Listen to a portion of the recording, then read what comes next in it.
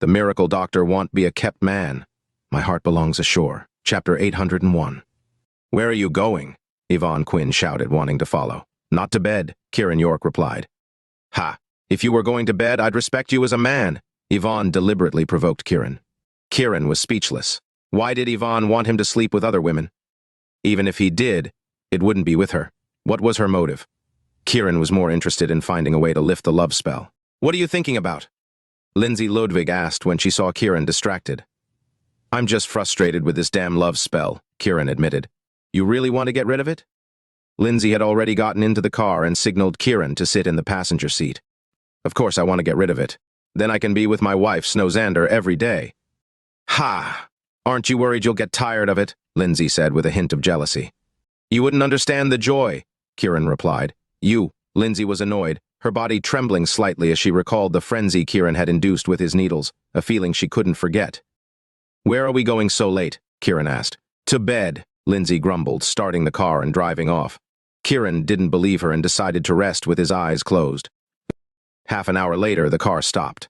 Kiran looked up and saw that they were at Justin Kruger's traditional medicine clinic. Why are we here? Even if we plan to acquire it, there's no need to come in the middle of the night.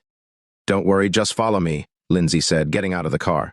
Kiran followed suit, about to step inside when he heard the sound of things being smashed and a woman's screams, followed by an old man's pleading voice. Yasmin, please stop. Grandpa is begging you. The smashing continued unabated, with the woman's screams coming one after another like a madwoman's. Lights in nearby houses flickered on and off, with some people shouting, Crazy woman! Why don't you just die? So noisy, going crazy every day. Why doesn't a thunderbolt strike you dead? The insults were loud but quickly faded, as if everyone knew it was useless to argue with her. The sound of things being smashed persisted. Kiran recalled what Finn Ludwig had said earlier, that Justin Kruger had been unable to cure his granddaughter's illness, and it seemed to be related to this situation.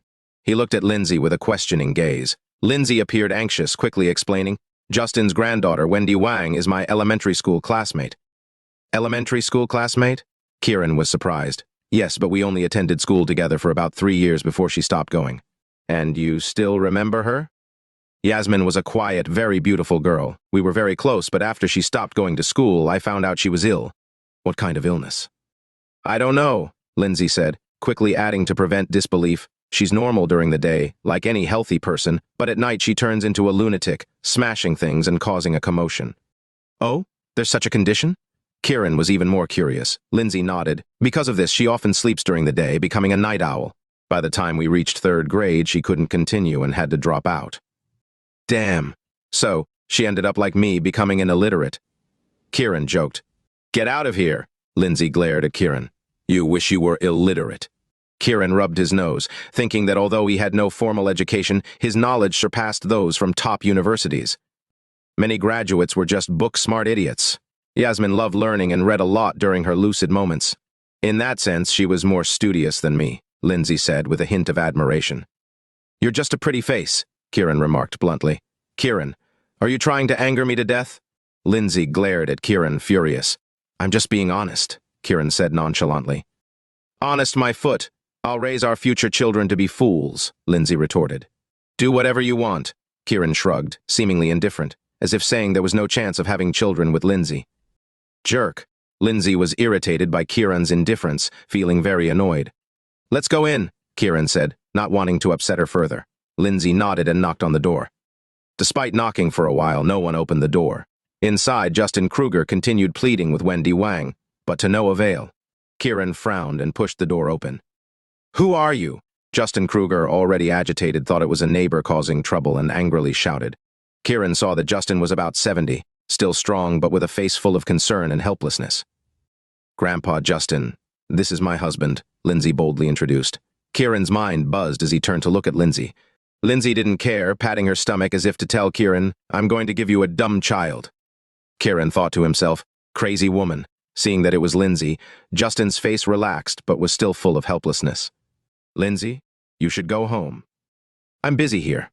It's okay, Grandpa Justin, Lindsay said, closing the door and turning to Kiran, whispering, Grandpa Justin's medical skills were quite good, but because he couldn't cure Yasmin's illness, his business suffered. Our family has been supporting him financially.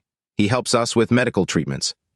Kiran nodded slightly, thinking, With such a patient at home, who would dare to see a doctor here? Who would trust Justin's medical skills? Pushing these thoughts aside, Kiran focused on Wendy Wang. She was wearing a yellow nightgown, her hair disheveled, looking like a mad woman. The floor was littered with broken items. She was holding a medicine box, ready to smash it. "Yasmin, that's Grandpa's livelihood," Justin pleaded, rushing forward to stop her. Bang! Wendy, as if heartless, kicked Justin away. The medicine box hit the ground, spilling its contents, including bottles that shattered. Ouch! Justin, thrown to the ground, clutched his injured side, his face pale. "Grandpa, Justin." Lindsay ran to help him up. "It's over! It's all over!" Justin sobbed, looking at his granddaughter, tears streaming down his face. "Kiran, help them!" Lindsay shouted urgently. Chapter 802. Kiran York didn't rush to help, but instead focused his gaze on Wendy Kruger. Wendy seemed to sense Kiran's presence and looked back at him. Through her disheveled hair, Kiran could see that Wendy was indeed as beautiful as Lindsay Ludwig had said, rivaling Lindsay in looks. However, her eyes were filled with coldness and a strong killing intent, as if she wanted to kill someone. As their eyes met, both felt a strange sense of familiarity. Wendy's pupils kept dilating until she suddenly howled and charged at Kiran. "Be careful, Kiran," Lindsay shouted in worry. Kiran stood his ground, observing Wendy's swift and light movements, which constantly changed. He thought to himself, "This woman is skilled." Kiran pondered how Wendy had become so skilled. Bang! Wendy's fist struck Kiran's arm with a dull thud. Although Kiran didn't move back, his body swayed slightly. Wendy, on the other hand, looked shocked and angry, clearly not expecting Kiran to remain uninjured. "Who is he?" Justin Kruger asked Lindsay in shock. "He's my husband," Lindsay lied again. Lindsay's statement served two purposes: to reduce Justin's suspicion and to take advantage of Kiran. Justin seemed to believe her and remained silent, but he was stunned by Kiran's resilience. He knew how powerful his granddaughter's punches were.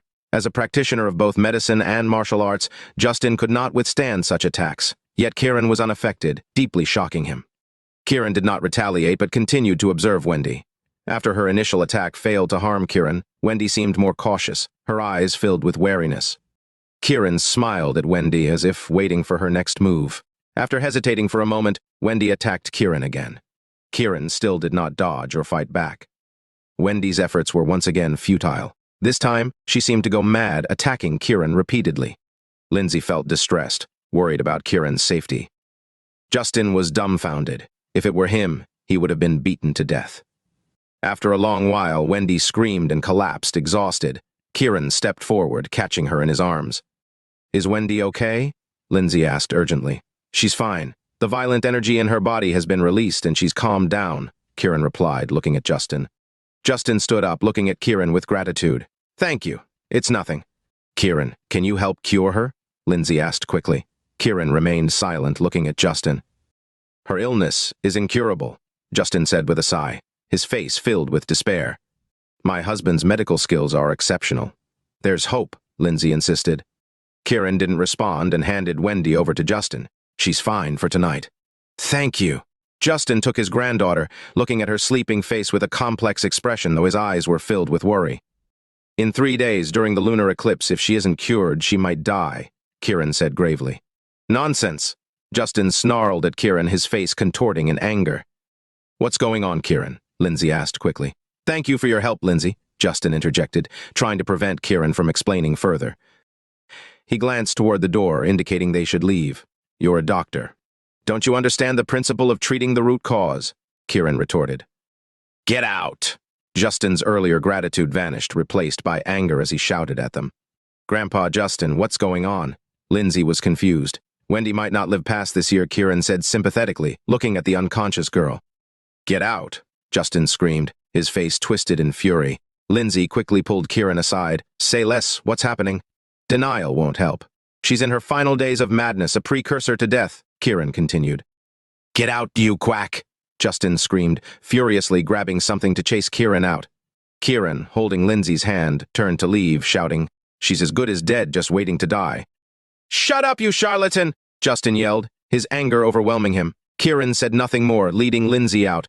"Kiran, what's going on?" Lindsay urgently grabbed Kiran's arm once they were outside. "She's dying. Didn't I say that?" Kiran replied calmly. "I don't mean that. I mean how to save her," Lindsay said, exasperated. "She's dying. What's the point in saving her? Kiran laughed coldly, looking indifferently back at the clinic.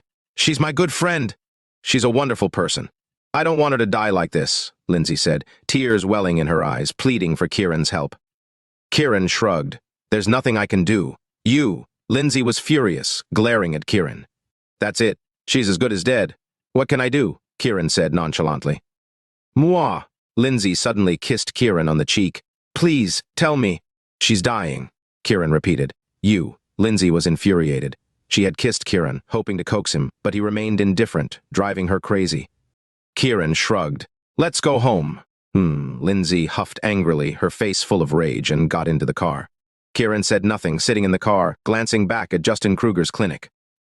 He was also stunned to find that Wendy had a ghost fetus inside her.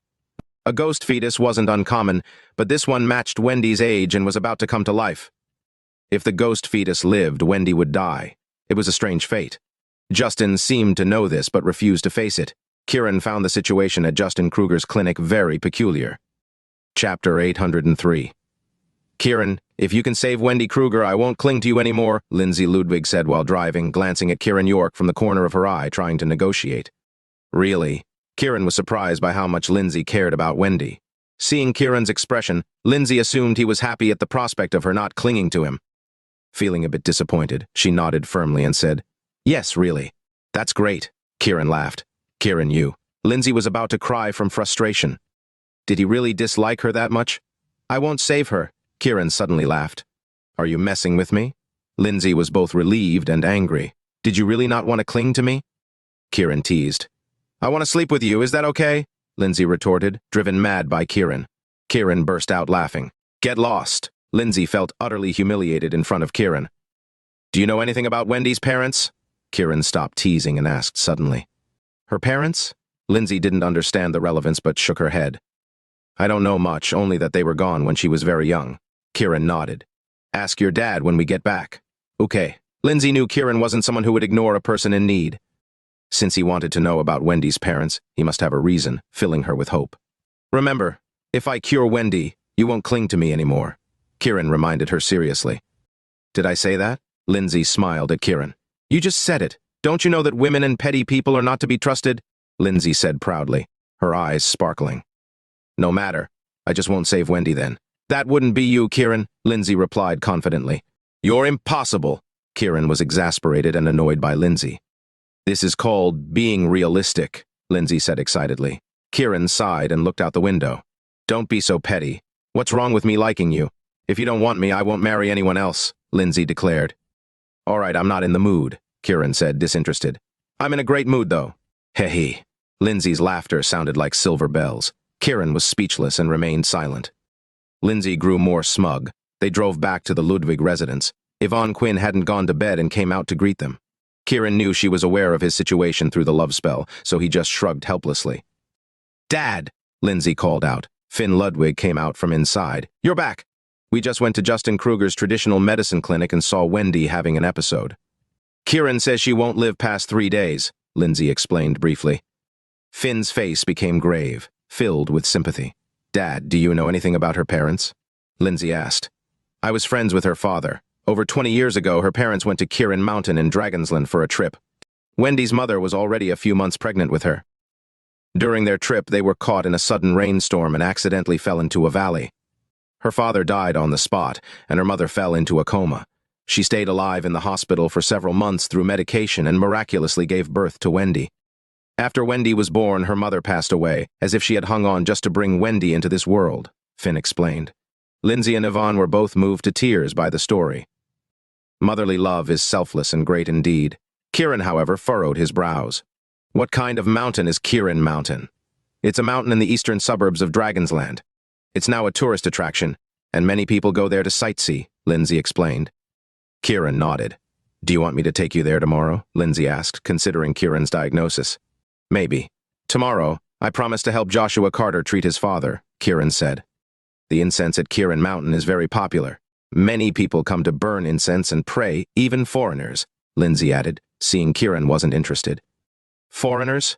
Kiran laughed coldly. You don't believe me? Lindsay felt slightly insulted, her tone displeased.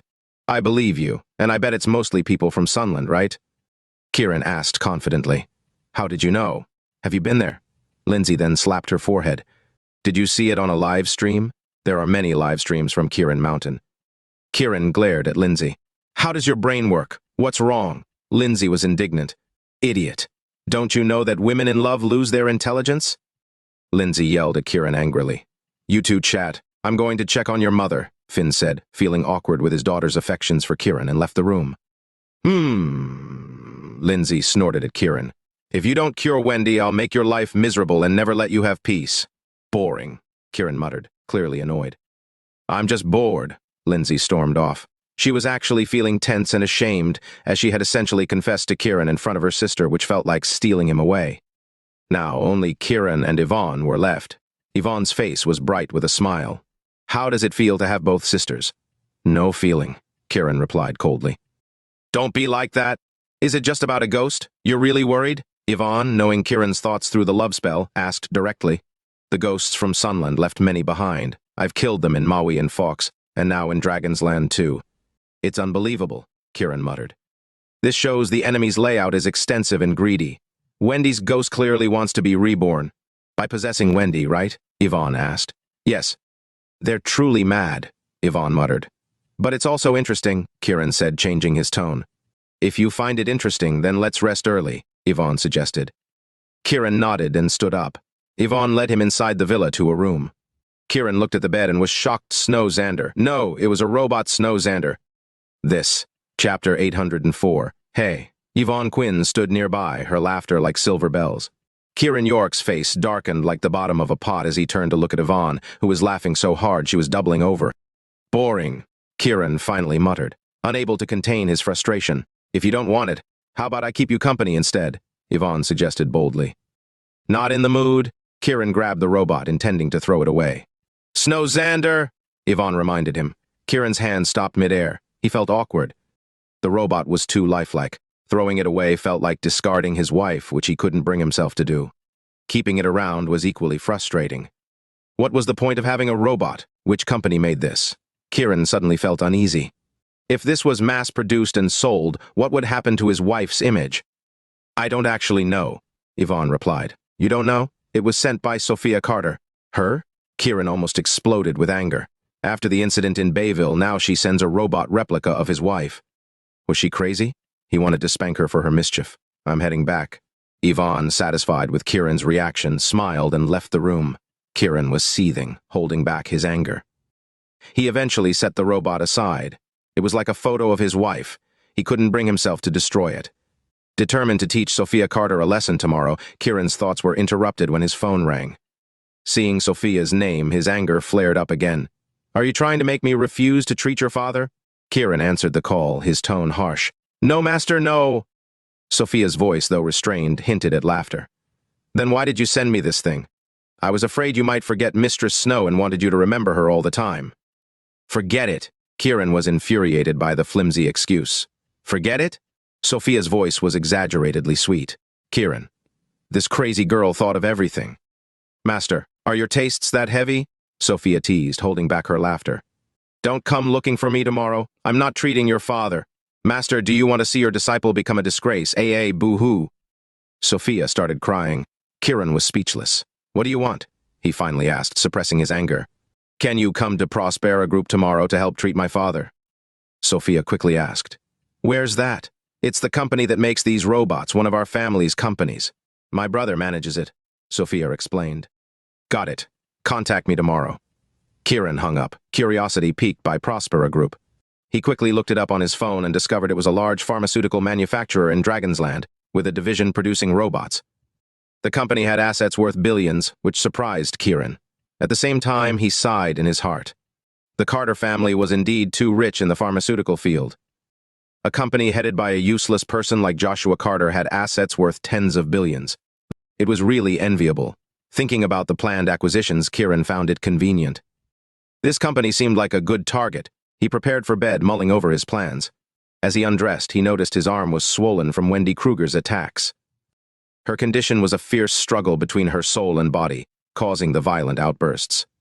During the day, the ghosts stayed obediently, so Wendy Kruger was able to rest. However, it was different at night. Wendy Kruger's soul, which was the ghost, became crazy when it began to control her, which was why she was so crazy and irritable.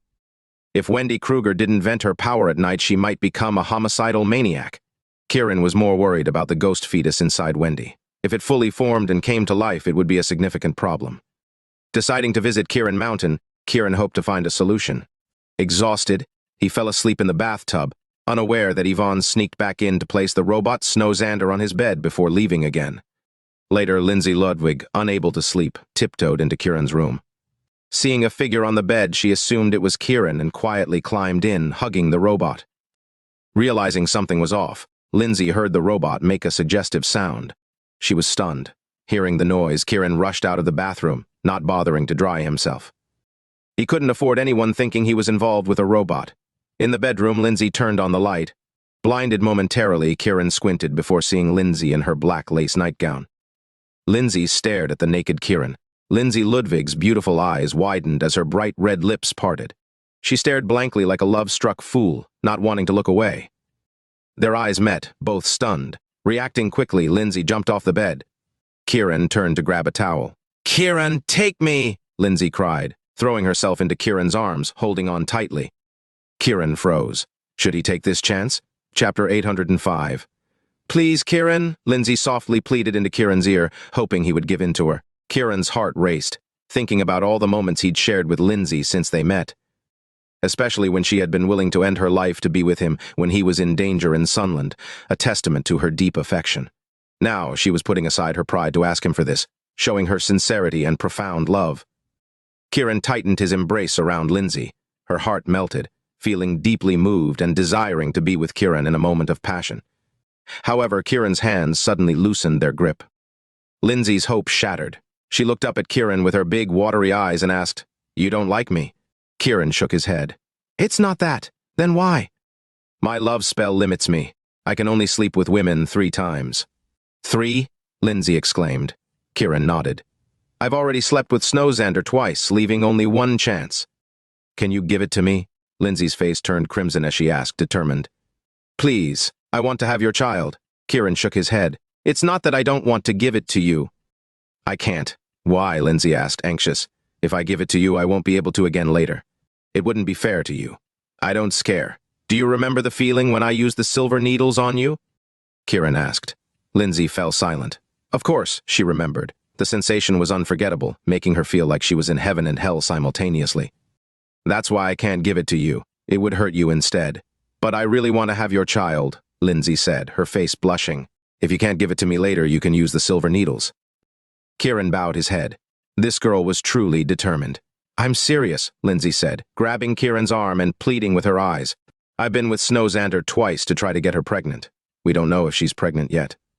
Kiran felt helpless, implying they had to wait for Xander's results. Lindsay felt a pang of disappointment, but she understood. Xander was his wife. She looked at Kiran. "If she gets pregnant, will you consider me?" "I will." Kiran didn't want Lindsay to feel disheartened and agreed. "That's wonderful." Lindsay hugged Kiran, crying tears of joy. Seeing Lindsay's genuine affection and gratitude, Kiran felt deeply moved as well. He held her tightly and said, "Let's sleep." "I want you to hold me while I sleep." "All right," Kiran said, resigned. Lindsay kissed Kiran on the cheek and looked at the bed, excited. Kiran put the Xander robot in the cabinet. Lindsay lay down where Xander's robot had been. Kiran, feeling tired, lay down beside her. Lindsay curled up in Kiran's arms like a contented bird. She felt she had succeeded even if they hadn't been intimate, because Kiran had agreed. She trusted his promise. Kiran gently held Lindsay, allowing his internal force to flow into her, relaxing her until she fell asleep. Kiran got up, dressed, and went to sleep on the sofa in the living room. He didn't want to take advantage of Lindsay, only wanting to preserve her dignity. In another bedroom, Yvonne Quinn sensed Kiran's decision and smiled, admiring his integrity. He was truly a good man. The next morning, Kiran returned to the room early to wash up, pretending he had just woken up. Lindsay opened her eyes and saw it was daylight. Realizing she was in Kiran's room, she hurried to the bathroom, worried her sister Yvonne might find out. Seeing Kiran washing up, she hugged him from behind, resting her head on his back and murmured, "I love you." Kiran, noticing Lindsay still believed they had slept together, smiled and said, "Go change your clothes." "Okay." Lindsay, feeling like a happy little girl who had just gotten a treat, ran out joyfully. When Kiran finished getting ready and came out, Yvonne was already prepared. "We're going to Prospera Group today," Kiran said. "All right." Yvonne smiled, knowing she could sense what had happened the night before. Kiran didn't know she had mischievously put the Xander robot in his bed, nor did he explain. "Are you two going out?" Lindsay asked, pretending nothing had happened. "I'm going to treat Joshua Carter's mother." "Oh, okay." Lindsay wanted to go too, but she remembered she had investment work to do, so she held back. "Sis, we'll be back in the evening," Yvonne said, emphasizing the evening on purpose. Hearing evening, Lindsay felt excited about the prospect of sleeping in Kiran's bed again, and she eagerly nodded. Kiran and Yvonne got in the car and drove off. Yvonne, sitting in the passenger seat, looked at Kiran. "Hey, you're not going to eat the meat that's right in front of you? Are you still a man?" "No, I'm not," Kiran responded nonchalantly, ignoring the tease. "You. Ha-ha." Yvonne couldn't help but laugh. "Let's finish up here quickly so I can get back to Bayville," Kiran said. "But you promised my sister." "That was just to avoid hurting her feelings," Kiran said, recalling how they had been nearly naked together, which was why he had to handle the situation carefully. "I'm telling you, my sister probably believes it. So, you might be in for a tough time." "Nothing I can't handle. It is what it is." Kiran wasn't too concerned. "Well, now we're both yours," Yvonne smiled. Kiran ignored her, not paying much attention. As they drove past an intersection, they heard an engine roaring. They looked over and saw a car with a license plate ending in 909, reminding them of De Hecht and Alice from the previous night, making them both smile. "Should we follow them?" Yvonne suggested with a mischievous glint in her eye. "Are you sure your yin-yang goo is that powerful?" Kiran asked. "Of course." Yvonne's face showed confidence. Kiran grew curious. He started the car and followed the Lamborghini ahead. After 15 minutes, they saw the car enter a gated community called Moon Bay Villas. "Shall we go in and take a look?" Yvonne suggested. "Not sure if we can get in," Kiran replied, driving the car towards the gate. The security guard saw their license plate and hesitated, but then let them through. Both of them were surprised, but considering De Hecht had mistaken cars last night, it wasn't too shocking a guard could make a mistake. They drove around the community, finally spotting De Hecht's car at Villa No. 3. "Shall we park and take a look?" Yvonne's eyes sparkled with excitement at the thought of causing mischief. Kiran, feeling like a detective, was curious too. They parked and entered the villa's garden. As soon as they entered, they heard the sounds of a man and a woman kissing and talking intimately. Chapter 806. Kiran York and Yvonne Quinn easily avoided the surveillance cameras and made their way to the roof of the villa. They climbed down and entered the villa. In the second-floor bedroom, a woman's urging voice could be heard. "De Hecht, I've missed you so much." "What have you missed about me?" De Hecht's tone was filled with a lewd smile. "I need you." The woman seemed uncontrollable, speaking urgently. "What do you need me for?" De Hecht continued his lewd inquiry, seemingly trying to make the woman let go of her inhibitions. The woman did not disappoint De Hecht. She really let go of her shame and said words that made Kiran and Yvonne blush. Yvonne even deliberately rubbed against Kiran's chest, trying to provoke him further. Kiran felt helpless and wanted to leave, but Yvonne pulled him closer to the bedroom. The woman and De Hecht were inside, obviously very relaxed and completely unguarded, not even closing the bedroom door. Kiran and Yvonne saw a mature woman in sexy attire on the bed, begging in front of De Hecht. De Hecht, on the other hand, looked like a king conquering a woman. Embarrassed, Kiran stepped aside, but Yvonne took out her phone and started recording. De Hecht and the woman, seemingly familiar with each other, quickly started. However, what began swiftly ended even quicker. Yvonne covered her mouth, trying not to laugh out loud. The previously arrogant De Hecht, like a deflated balloon, stood there dumbfounded, completely at a loss. The woman, filled with dissatisfaction and anger, slapped De Hecht hard. "Why is this happening?" De Hecht, visibly angry but holding back, shook his head. "I don't know why this is happening either." "Have you been with other women?" "No, really no." De Hecht's tone was very firm. "Then let's do it again," the woman demanded forcefully. De Hecht, however, was dumbfounded. Yesterday, Alice had drained him dry, and for some reason Alice was insatiable, while he, like a dwindling function, could no longer satisfy her, ending in a pathetic failure. Now, facing the woman's demands, he tried his best to solve the problem but failed. The woman, perhaps genuinely in need, acted wildly, trying various methods. Ultimately, nothing worked. Unable to be satisfied, the woman became irritable and started hitting De Hecht repeatedly. De Hecht, no longer arrogant, took the beating obediently, not daring to say a word, just following orders. Even so, he still couldn't satisfy her. Finally, the woman resorted to using an aid. Dehek transformed into a service engineer. Yvonne and Kiran couldn't watch any longer and left the villa. Outside, Yvonne hugged Kiran, laughing until tears streamed down her face. Kiran looked at Yvonne. She used to be frail like Lin Daiyu, but now suddenly like a vixen. Women were indeed unpredictable, he thought. Kiran, if you had many women to entertain every day, wouldn't you end up like Dehek? Yvonne joked. Kiran rolled his eyes. Isn't it your yin-yangu that trapped that poor guy? He deserved it. Who else is to blame? Yvonne's smile faded, replaced by indignation and anger. Kiran didn't respond, only nodded. All right, you're right. Could that woman be Joshua Carter's aunt? Probably. Otherwise, with Dehek's arrogance, how could he take the beating quietly? He deserves it. Yvonne's eyes sparkled with joy and satisfaction. If it's Joshua's aunt, what do you think Philip Wise's reaction will be when he sees this video? Who knows? Anyway, he can't satisfy Alice either. Kiran didn't want to think about it. I think we should get a video of Philip too and send both videos to Robert Wise.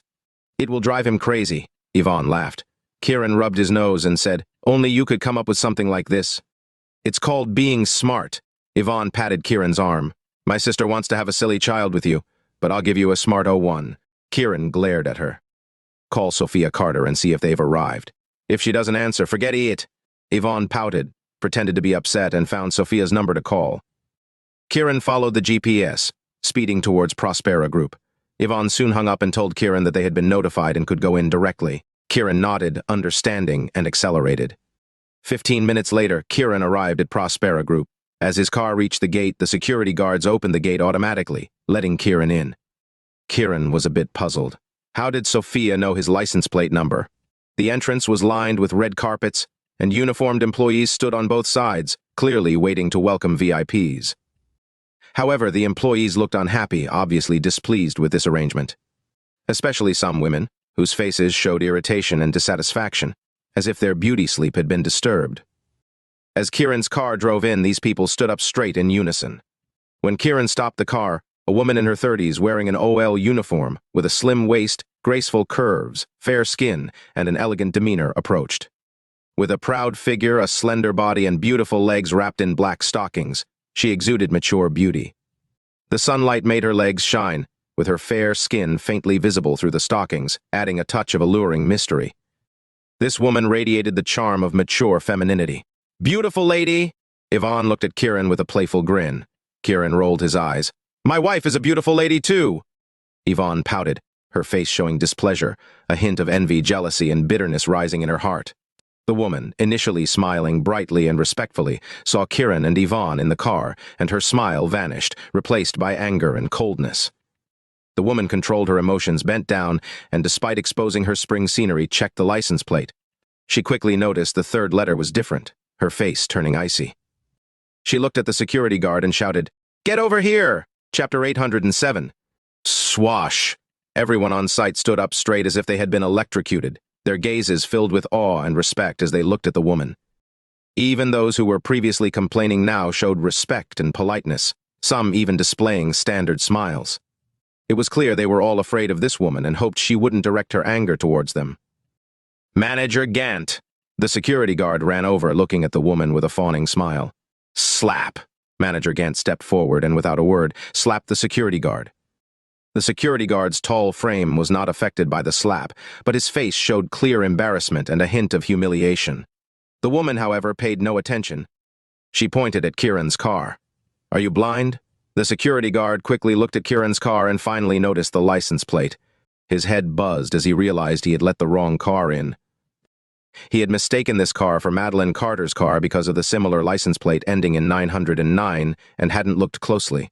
Now he was scared out of his wits. Get them out of here! Manager Gant shouted angrily. The security guard, now furious, turned to Kiran. Who are you? Get out! Kiran and Yvonne immediately understood what was happening. Both of them smiled, finding the unexpected turn of events amusing and satisfying.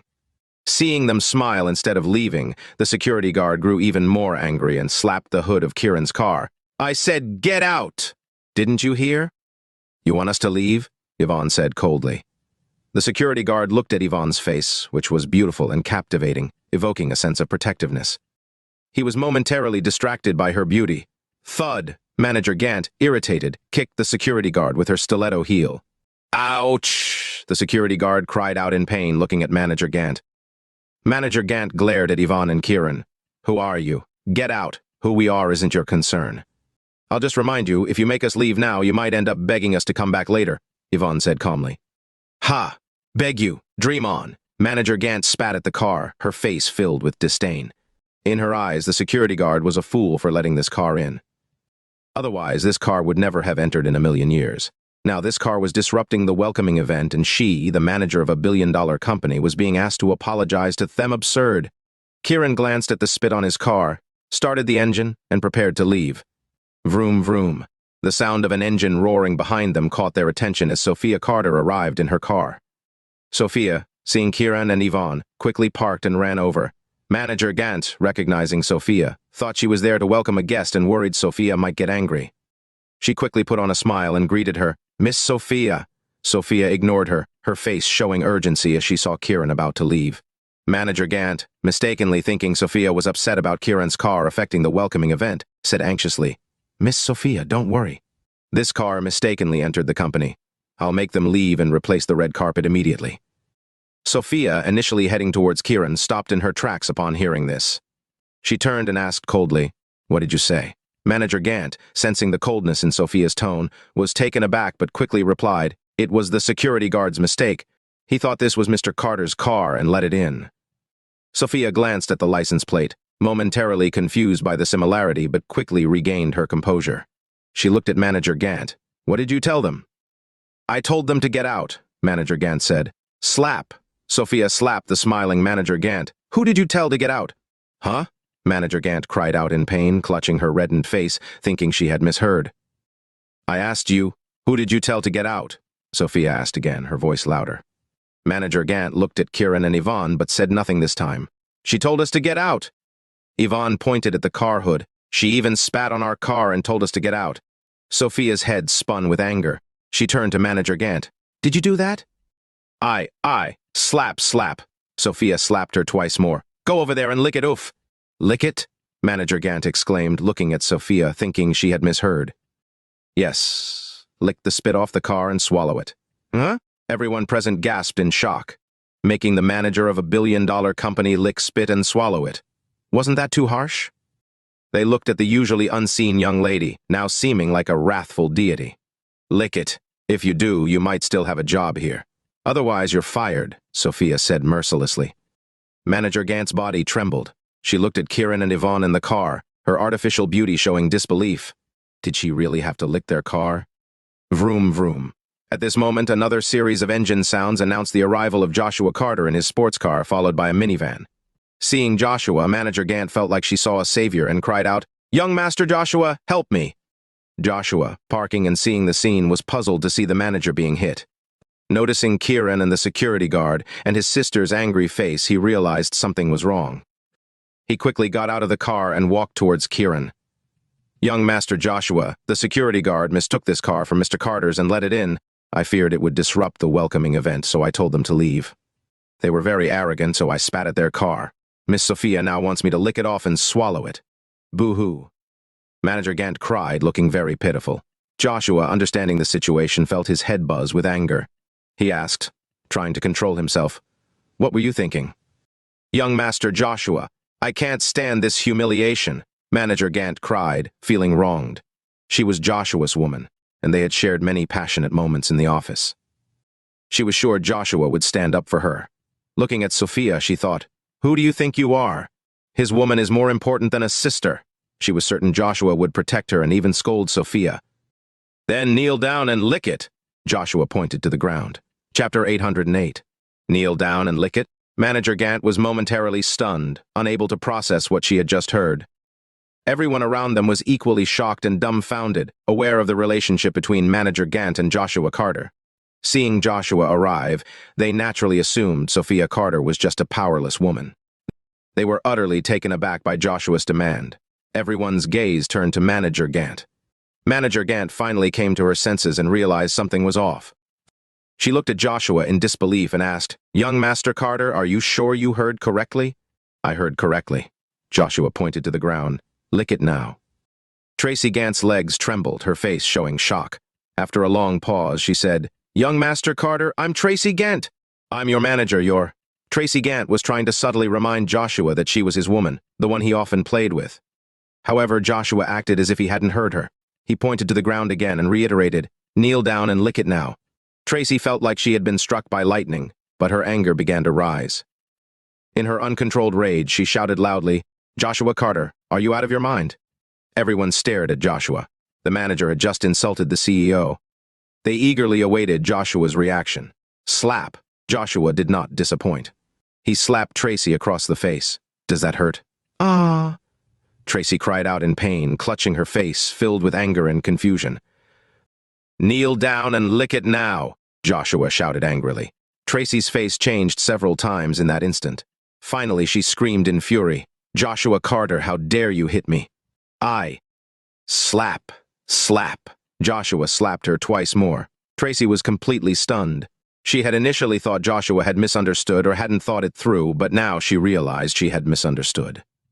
Joshua not only understood but was genuinely angry, making her feel like a fool. She held her aching face and looked at Joshua angrily, seeing his determined expression.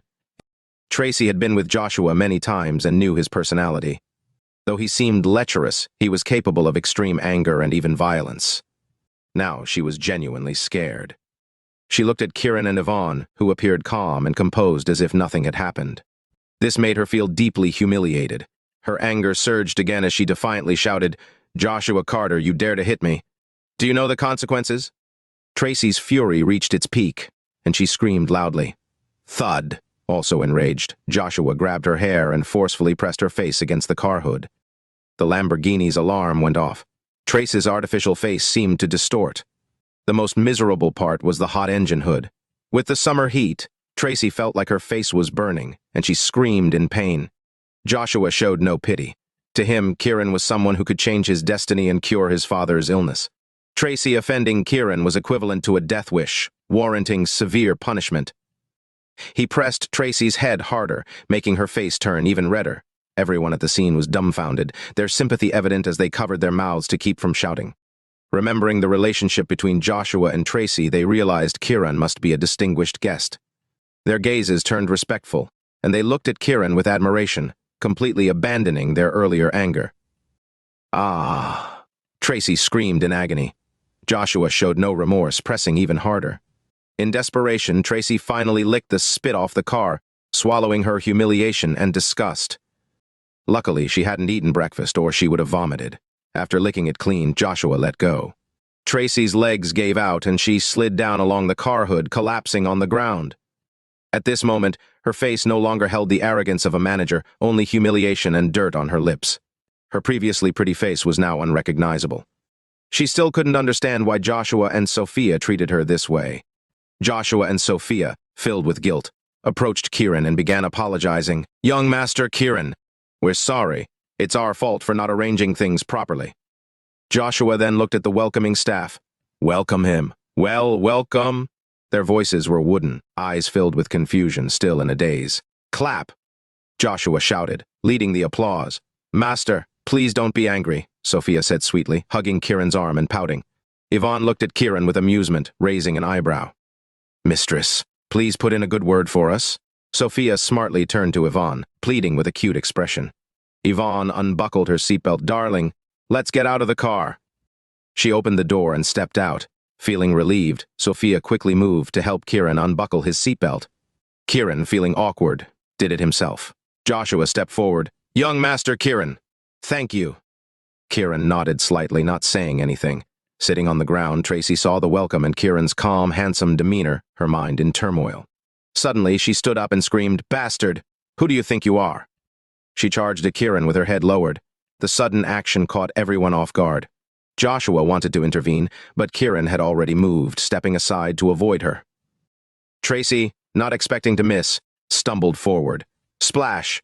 She fell headfirst into the company's fish pond with a splash. Her skirt flew up, exposing everything. The men couldn't take their eyes off her. Chapter 809. Bang! Kiran raised his hand, sending a wave of internal force into Tracy Gant's body. She fell backward into the water with a dull thud. She quickly stood up in the pond, coughing violently and trembling as she wiped the water from her face. The crowd's gaze was stunned once again. Her old uniform clung to her body, becoming a wet and seductive sight. More importantly, something seemed to be moving inside her chest area. A red goldfish was wriggling inside. The movement was striking, akin to a woman's assets in motion, stirring everyone's hearts and creating ripples. Ah! Tracy felt the discomfort in her chest and screamed. She turned around, unbuttoning her shirt to remove the naughty fish. Her turning revealed her wet and alluring back to everyone again, giving the crowd another feast for the eyes. If it weren't for the fact that they were at the company and Joshua was present, many would have taken out their phones to capture the moment. It was certainly a spectacle. The miserable Tracy not only lost her dignity but also exposed herself completely. Kiran, however, paid no attention to her as he stepped inside the building. Joshua quickly directed his sister, Sophia Carter, to follow him while he organized people to help his father down from the car. The employees busied themselves with assisting. Kiran entered the lobby, which spanned several hundred square meters. The walls were lined with display cases showcasing various medicines and their descriptions. In the center stood a robot woman, the same kind of Xander robot woman he had seen the previous night. Theft! Seeing the robot woman, Yvonne couldn't help but laugh. Kiran turned, his gaze sharp as he looked at Sophia. "I'll go call the elevator for you," Sophia said quickly, already moving to the side to call the elevator and avoid his glare. Kiran's eyes flashed with annoyance as he stared at Sophia, intending to give his disciple a good scolding. "A disciple follows the master's example," Yvonne teased. "I am learning diligently," Sophia quickly raised her hand to declare. "Learn my foot?" Kiran finally lost his patience and cursed angrily. Joshua and the others followed inside, hearing Kiran's outburst, and were immediately tense and nervous. "Master, what am I supposed to learn if I don't have a grandfather?" Sophia cried out, pretending to be scared. Everyone looked at Kiran, not understanding. Kiran glared at Sophia, his face filled with anger. Sophia, knowing she had pushed Kiran to his limit, felt secretly pleased and quickly turned around. "Master, please come inside." Suppressing his anger, Kiran entered the elevator with Yvonne following. Joshua and the others waited for another elevator. Inside the elevator, Sophia clung to Yvonne's arm, hiding behind her like a nervous lamb. Yvonne's face was full of smiles, while Kiran was visibly annoyed. "Master, I was wrong, okay?" Sophia apologized sweetly. "How many did you produce?" Kiran asked, controlling his anger. "One." Sophia raised one finger, holding back her laughter. "Destroy the template." "No problem." Sophia nodded immediately. "If it gets leaked, you'll be in serious trouble," Kiran warned. At the mention of a leak, Sophia's face turned pale with worry. "I'll take care of it right away." "Wouldn't it be great to become a public darling?" Yvonne teased. Kiran glanced at her. If it weren't for Yvonne, he would have slapped her. After all, that was his wife they were talking about. When they reached Joshua's floor, they saw a secretary waiting by the elevator. Sophia quickly instructed, "Take my master to my brother's office." "Understood, Miss Sophia." The secretary responded respectfully. Sophia took the elevator back down, now genuinely worried about the template. Such things, produced by automated assembly lines, would indeed drive Kiran mad if they were leaked. She felt a deep responsibility to Kiran. Downstairs, Tracy was on her phone, looking up information. She soon found Kiran's identity and further details about his wife, Xander. Seeing Xander's stunningly beautiful face, she suddenly remembered the robot they had worked on last night. Wasn't it modeled after Xander? "Pervert!" Tracy cursed under her breath, but then a thought struck her, bringing a smile to her face. "I'll make sure your wife becomes everyone's woman." "Ha ha." Tracy laughed wickedly and headed to the design studio. Everyone was shocked to see her messy and soaked, but they still greeted her respectfully. "Hello, Manager Gant." "Send last night's template to my phone," Tracy ordered, ignoring their reactions. "Understood, Manager Gant," they responded, puzzled but complying immediately. Tracy soon had the template in hand and left the room. The staff, still bewildered, dared not question her. 3 minutes after Tracy left, Sophia arrived. "Hello, Miss Sophia," they greeted her respectfully. "Do you still have last night's template?" Sophia asked. The staff were confused. Why did everyone want the template? Nonetheless, they nodded. "Yes, we still have it." "Give me the hard drive," Sophia ordered.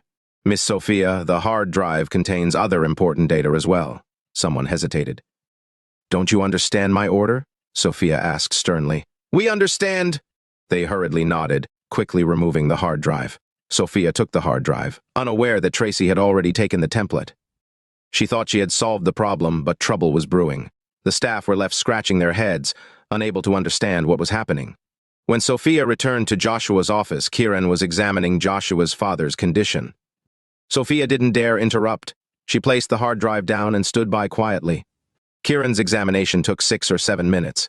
He then looked at Joshua. "How did your father get this illness?" Joshua shook his head and looked at the middle-aged woman beside him.